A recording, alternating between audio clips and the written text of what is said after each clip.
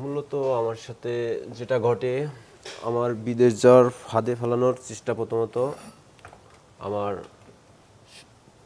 লোভ দেখায়, আকাঙ্ক্ষা যে বিদেশ গেলে অনেক টাকা পয়সা ইনকাম হবে, বহুত কিছু প্রভাব দেখাচ্ছে। কারা দেখাচ্ছে? আমার প্রথমত আমার এক বন্ধু ছিল বিদেশে। ও হচ্ছে প্রথমত কোথায় ছিল? সাইপ্রাস। সাইপ্রাসে। ওকে। আমার ভিসা দিয়েছিল সাইপ্রাসের ভিসায়। দেওয়ার পরে ওর দিয়ে আমার যাত্রা শুরু, এজেন্ট। তারপরে যাওয়ার পরে প্রথম বলল যে আমার টাকা লাগবে, যে এত টাকা খরচ করলে এত টাকা বেনিফিট লাভ আসবে।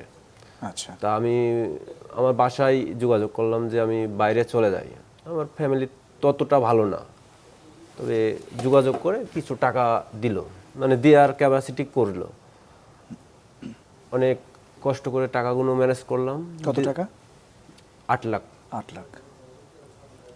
টাকাটা দিছিলাম এজেন্টের মাধ্যমে।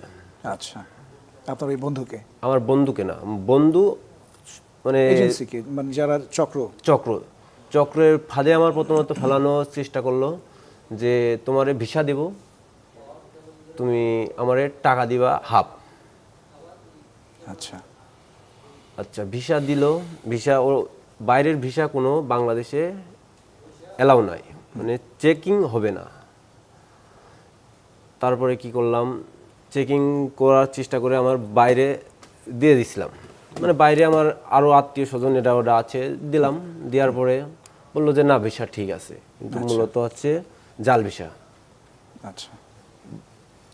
দেওয়ার পরে ভিসা নেওয়ার পরে আমার কাছ থেকে টাকা নিল 4 লক্ষ টাকা প্রথমত।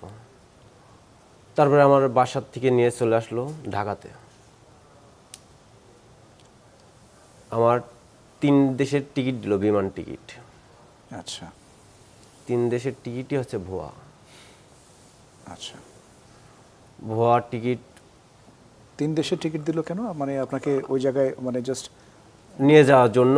আচ্ছা। মানে আমার একটা দেশের টাকা মানে টিকিট দিছে আর 1 লাখ টাকা করে নিয়েছে টোটাল। মানে আমার টাকা নেওয়ার ওদের হচ্ছে মূলত চক্রান্ত, মানে টাকা নেওয়ার জালিয়াতি কিভাবে মানে বের করতে হয় ওরা ঢাকায় সেটা। কোথায় ছিলেন? ঢাকা নয়াপল্টনে সামনে এক হোটেলে ছিলাম। আচ্ছা 10 দিন থাকার পরে আর ভালো লাগছিল না। ফোন দিয়ে দালাল ফোন ধরে না, রিসিভ করে না। তারপরে বুঝলাম যে না, এরা হচ্ছে ভাওতা, ভুয়া। এ কারণে ভেবে ভেবে আমার বন্ধুর কাছে যোগাযোগ করলাম যে কেতে কি করব না করব। এতগুলো টাকা দিয়েছিলাম যোগাযোগ করে। তা লাস্ট বললে যে দেখ, ও যদি ফোন না ধরে এরা হচ্ছে ফাঁদ চক্রান্ত, তা আমি দেখছি বিষয়টা। বলে আমার বন্ধু আর যোগাযোগ করে না। লাস্ট আর কোনো যোগাযোগ ওরা করে না, টাকাগুলোই নিয়ে মনে করেন পুরো বানোয়াট। আচ্ছা, আপনার ওই বন্ধুর সাথে কি আপনার এখন যোগাযোগ রয়েছে? এখন যোগাযোগ নাই, কেউ যোগাযোগ করে না আমার সাথে।